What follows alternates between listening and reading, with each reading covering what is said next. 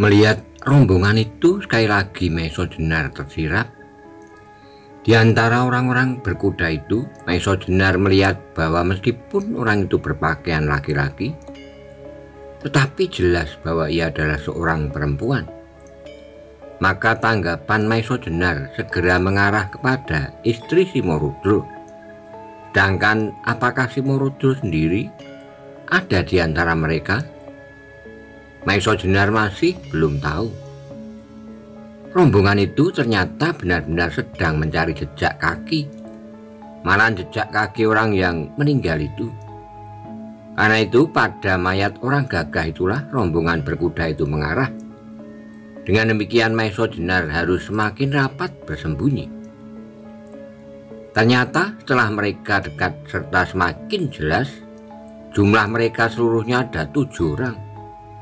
Satu diantaranya seorang perempuan yang sudah hampir setengah umur, tetapi menilik tubuh serta wajahnya, ia masih nampak lincah dan cantik.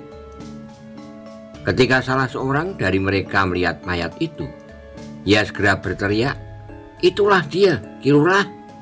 Terdengar teriakan itu, seorang yang bertubuh tegap, gagah, bahkan lebih agak gagah dari mayat itu, segera melompat turun dari kudanya dan berjalan mendekati mayat itu, yang segera disusul oleh satu-satunya perempuan dalam rombongan itu. Melihat mereka berdua, segera Maeso Jenar menebak bahwa mereka berdualah yang terkenal dengan nama suami istri Simorudro. Setelah mereka sampai pada mayat itu, segera suami istri itu berjongkok mengamat-amati. Kemudian segera tangannya meraih tombak pendek itu. Sayang, adik Gemak Paron. Terpaksa aku membunuhnya. Kalau tidak, pastilah Kiai Korotada ini jatuh ke tangan sepasang uling rawa pening, gumamnya. Mungkin tujuannya lebih dari itu, sahut istrinya. Mungkin adik Gemak Paron mendapat tugas untuk mengambil kedua keris itu. Mungkin juga, jawab si suami. Sebab kalau tidak, tugas yang penting itu pastilah bukan adik Gemak Paron yang harus melaksanakan. Tapi kejadian ini pasti ada akibatnya, setelah istrinya. Apakah kakak beradik dari Rawa Pening itu akan tinggal diam? Pasti tidak, jawab si suami. Tapi ia tidak pula akan bertindak gegabah. Sebab kalau tindakannya terdengar oleh golongan lain, pasti akan menimbulkan keributan pula. Pastilah Lowo Ijo, Joko Soko dan sebagainya tidak pula akan tinggal diam. Si istri nampak berpikir sejenak lalu katanya, itu berarti akan mempercepat saat pertemuan akhir tahun ini di Rawa Pening. Mungkin mereka akan bersama-sama datang ke Gunung Tidar untuk memperebutkan pusaka-pusaka itu. Mungkin, jawab suaminya. Itu berarti pekerjaan kita bertambah berat. Lalu bagaimana dengan adik Gemak Paron itu?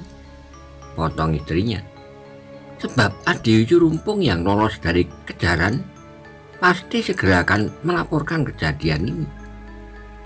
Belum lagi mereka menemukan sikap, tiba-tiba terdengarlah derap kuda dari arah lain. Nampaklah bahwa semua orang dalam gerombolan itu terkejut. Tidak terkecuali suami istri Simorudro. Rupa-rupanya adik Gemak Paron tidak hanya berdua, desis si istri. Kok benar, jawab suaminya. Bersiaplah kalian, perintahnya kepada anak buahnya. Maka segera mereka pun bersiap menghadapi setiap kemungkinan. Suara derap kuda itu semakin lama semakin jelas, dan Maeso Jenar pun tidak kalah cemasnya. Sebab arah derap kuda itu menuju kepadanya. Karena itu, ia pun melipat dirinya lebih kecil lagi di bawah sebuah gerumbul yang berdaun rapat. Jenak kemudian, kuda yang larinya seperti terbang meluncur hanya beberapa langkah di samping Maeso Jenar. Melihat penunggang-penunggangnya, Maeso Jenar agak heran. Mungkinkah mereka dari gerombolan uling Rawa Pening? Sebab nampaklah wajah mereka berbeda dengan wajah-wajah gerombolan Simorudro. Sedangkan pakaian mereka pun sama sekali tidak seperti pakaian orang yang mati itu. Rombongan yang kedua ini terdiri dari orang yang jumlahnya lebih banyak. Semua kira-kira ada 15 orang. Ketika rombongan yang kedua ini melihat rombongan Simorudro, mereka pun nampak terkejut. Maka dengan segera mereka menarik tali kekang kuda mereka sehingga kuda-kuda mereka berdiri dan berhenti seketika. Melihat rombongan yang baru saja datang itu, ternyata Simorudro beserta anak buahnya bertambah terkejut lagi. Sehingga ketika rombongan yang kedua itu telah berhenti, Simorudro segera berkata, "Aku menyampaikan hormat yang setinggi-tingginya kepada rombongan Ki Ageng Lembusura." Mendengar sapa Simorudro itu, giliran Maesa Jenar yang terkejut bukan kepalang. Inilah orangnya yang bernama Ki Ageng Lembusura, putra kedua dari Ki Ageng Soro Dipoyono. Ki Ageng Lembusura adalah seorang yang bertubuh sedang, berwajah keras. Matanya memancarkan sinar ketamaan dan pemujaan kepada nafsu-nafsu jasmania. Sambil masih duduk di atas kudanya, ia menjawab, "Salamku kepada kalian." "Terima kasih Ki Ageng," jawab Simorudro. "Mengapa kalian berada di tempat ini?" tanya Ki Ageng Lembusura. "Kami sedang mengejar orang ini, Ki Ageng," jawab Simorudro sambil menunjuk pada mayat Gemak Paron. "Siapakah dia?" tanya Lembusura kembali. "Ia berusaha untuk mencuri pusaka kami, Kiai Kolonada. Untunglah bahwa aku dapat mengenainya dengan sumpit, sehingga ia tidak dapat melarikan diri lebih jauh lagi," jawab Simorudro. Lembusura nampak mengangguk-anggukkan kepalanya, kemudian katanya, "Dari manakah dia?" "Dari Rawa Pening," jawab Simorudro. "Gerombolan yang dipimpin oleh Uling Rawa Pening," Lembusura menegaskan. "Ya," jawab Simorudro. Sekali lagi Lembusura mengangguk-angguk. Untunglah gerombolan Uling itu sampai sekarang masih diberi kesempatan berdiri. Kalau saja Kakang Gajah Soro sudah mau bertindak, maka umur gerombolan itu tidak akan lebih dari 1 senja, kata Lembusura kemudian. Rupanya hal itu pun disadari oleh sepasang Uling itu, sehingga mereka tidak berani berbuat apa-apa di dalam wilayah kekuasaan Ki Ageng Gajah Soro. Meskipun secara perseorangan belumlah pasti bahwa kakak beradik Uling itu dapat dikalahkan oleh Gajah Soro, sahut Simorudro. "Kau yakin akan hal itu?" potong Lembusura. "Hal yang mungkin sekali," jawab Simorudro. Lembusura nampak mengernyitkan alisnya. Ia nampak tidak begitu senang mendengar keterangan Simorudro itu. "Seperti kau yakin bahwa kau tidak dapat aku kalahkan," katanya kemudian. Simorudro menarik napas panjang, nampaklah betapa tajam pandangan matanya. Perlahan-lahan ia menegakkan kepalanya, mandang ke arah puncak-puncak pohon raksasa yang bertebaran di hutan. Jelas betapa ia mencoba menguasai dirinya untuk tidak bertindak tergesa-gesa. Bentar kemudian baru Simorudro menjawab, "Ki Ageng, aku tidak ingin berkata demikian selama kita masih saling menghormati persetujuan kita. Biarlah apa saja yang akan terjadi di daerah Banyu Biru dan Rawa Pening. Sedang di antara kita hendaknya tetap berlaku persetujuan yang sudah sama-sama kita terima, supaya kita tidak usah menilai siapakah di antara kita yang lebih kuat. Sedangkan apa yang berlaku sekarang, aku rasa sudah saling menguntungkan." Wajah Lembusura menjadi tegang pula. Rupanya ia pun sedang berusaha untuk menguasai perasaannya.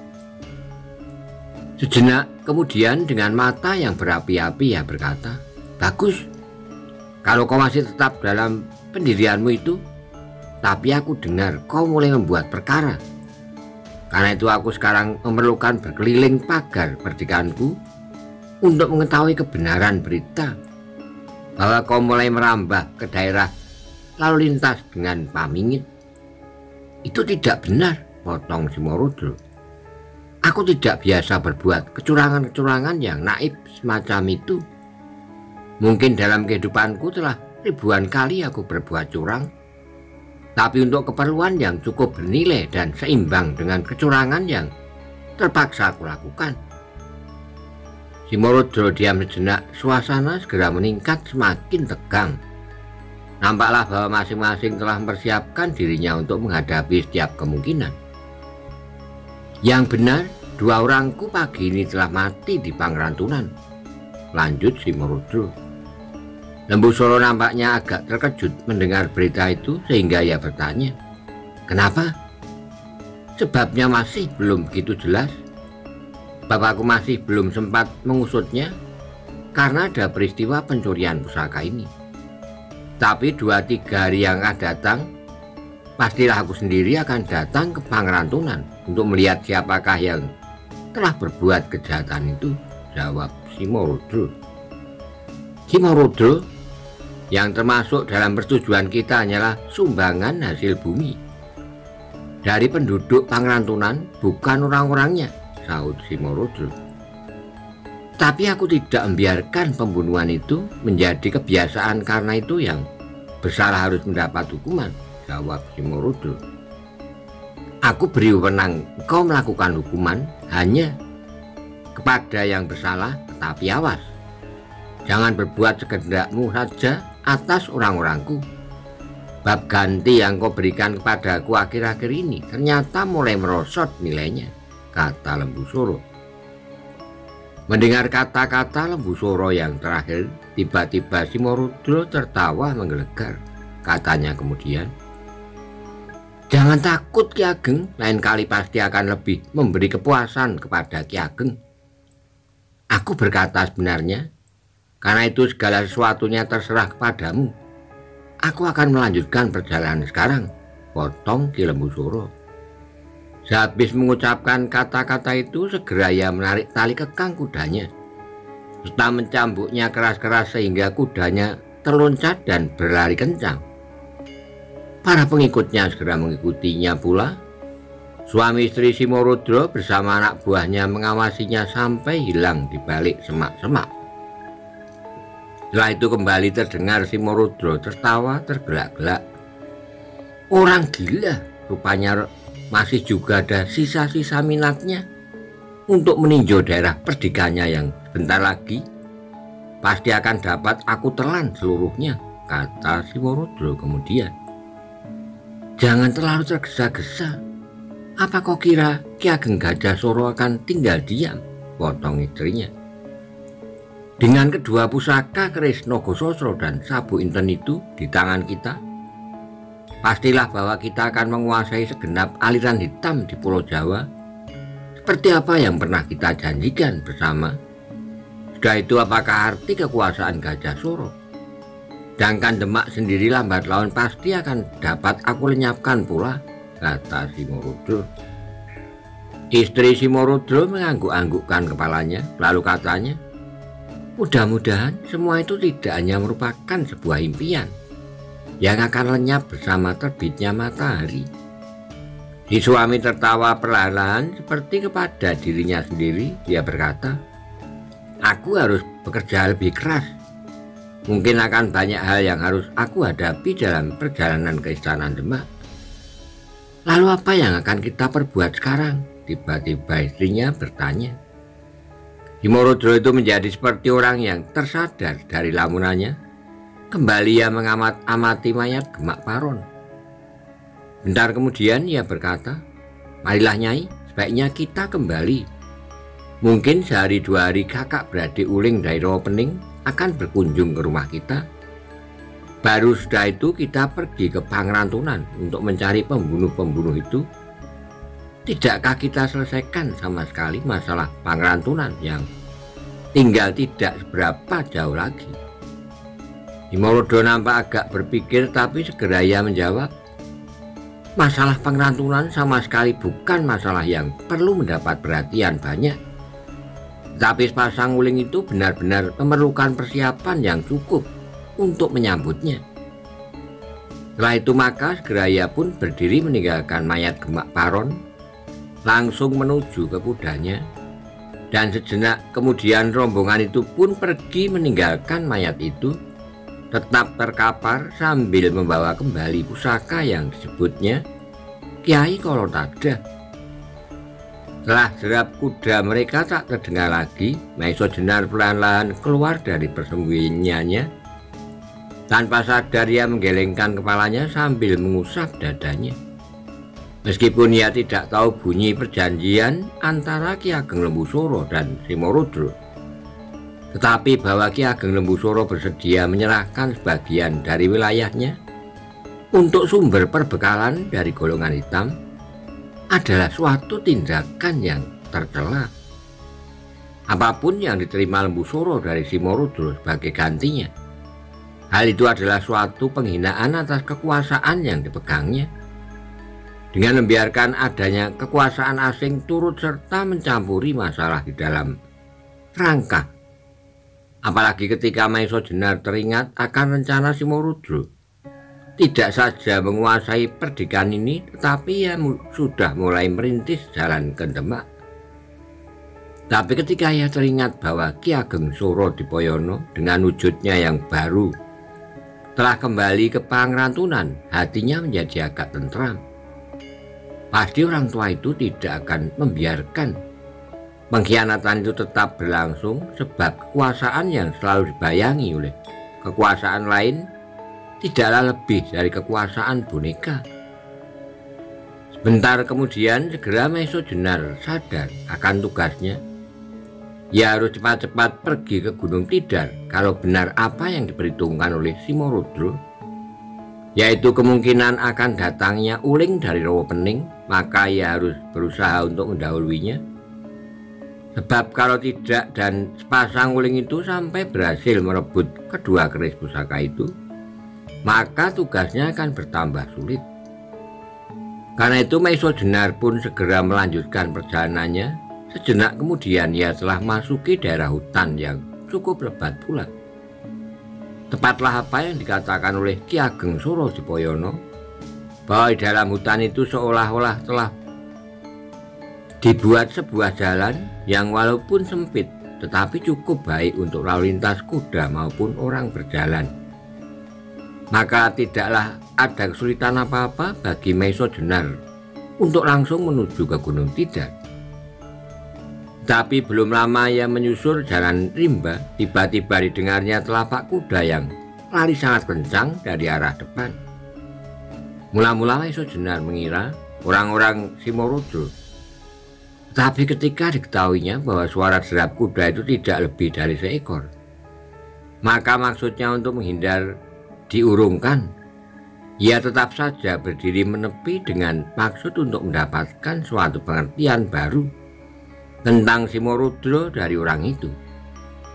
Bentar kemudian nampaklah seekor kuda yang lari seperti terbang menuju ke arahnya. Penunggangnya adalah orang yang pendek, kokoh, dan berjambang tebal. Ketika orang itu melihat Maiso Jenar, ia pun nampak terkejut. Segera ia menarik kekang kudanya, sehingga kuda itu berhenti beberapa langkah di hadapan Maiso Jenar. Mula-mula wajah orang itu nampak tegang. Tapi ketika ia melihat ikat pinggang orang itu yang lebarnya hampir selebar telapak tangan, serta dibuat dari kulit kerbau, menjadi terkejut. Segera ia ingat kepada Gemak Paron yang mati kena sumpit punggungnya, juga memakai alat pinggang yang serupa. Maka kesimpulan bagi Maiso Jenar, orang ini pasti juga salah seorang dari gerombolan uling Rowo Pening. Mungkin orang inilah yang tadi disebut-sebut dengan nama Yuyu Rumpung, yang berhasil meloloskan diri dari kejaran Simorudro. Kalau demikian, kiranya Yuyu Rumpung tadi telah berhasil menyelinap ke dalam hutan. Sementara Gemak Paron berlari terus. Kemudian setelah diketahuinya bahwa Simorudro telah kembali ke sarangnya, ia segera berusaha untuk melarikan diri. Orang berkuda itu setelah memandangi Maiso Jenar sejenak segera bertanya, "Siapakah kau yang berani lewat di jalan yang khusus bagi gerombolan Simorudro?" Tiba-tiba timbullah keinginan Maiso Jenar untuk menjajaki kekuatan gerombolan uling ini. Dengan mencoba kekuatan salah seorang anggotanya yang terkemuka, Dengan demikian ia akan dapat mengetahui kira-kira sampai di mana kekuatan anggota-anggota yang lain. Sedang pimpinan rombongannya sendiri pastilah tidak akan banyak terpaut dengan Lowo Ijo, Joko Soko, dan mungkin juga Simorudro. Setelah berpikir sejenak, Maiso Jenar segera menjawab, "Namaku Yuyurumpung dan berasal dari Rowo Pening. Aku adalah salah seorang kepercayaan kakak beradik Uling untuk mencari keris Nogososro dan Sabu Inten. Tetapi sayang bahwa aku dan Gemak Paron hanya berhasil mengambil tombak pendek yang bernama Kolotada. Itu saja Gemak Paron terpaksa menebus dengan nyawanya, sedang tombak itu kembali kepada pemiliknya." Mendengar jawaban Maiso Jenar, segera wajah orang itu yang sebenarnya adalah Yuyurumpung menjadi merah menyala. Ia menjadi marah sekali karena jawaban itu seolah-olah merupakan suatu sindiran akan ketidakmampuannya melakukan tugas yang dibebankan kepadanya bersama Gemak Paron. Oleh karena itu, dengan gigi yang gemertak ia berteriak, "Orang gila, jangan kau mau main-main dengan Yuyurumpung. Meskipun aku tidak berhasil mencuri kedua pusaka itu, tapi aku pasti akan bisa mematahkan lehermu. Tapi sebelum itu, supaya aku tahu siapakah yang telah aku bunuh, hendaknya kau mengatakan namamu yang sebenarnya." Mendengar teriakan Yuyurumpung, Maiso Jenar hanya tertawa dingin. "Kau memang lekas marah. Untuk melaksanakan tugas yang sulit itu, seharusnya Uling Rowo Pening memilih orang yang tenang dan dapat menguasai perasaannya. Mungkin Gemak Paron tidak selekas marah seperti engkau ini," jawab Maiso Jenar. Rupanya Yuyurumpung sudah tidak dapat menguasai dirinya lagi. Segera ia melompat dari kudanya dan dengan satu gerakan yang dahsyat, ia langsung menyerang Maiso Jenar dengan suatu pukulan ke arah pelipis. Ternyata Yuyurumpung adalah orang yang mempunyai kekuatan yang luar biasa. Pukulannya mengandung tenaga yang hebat serta cepat.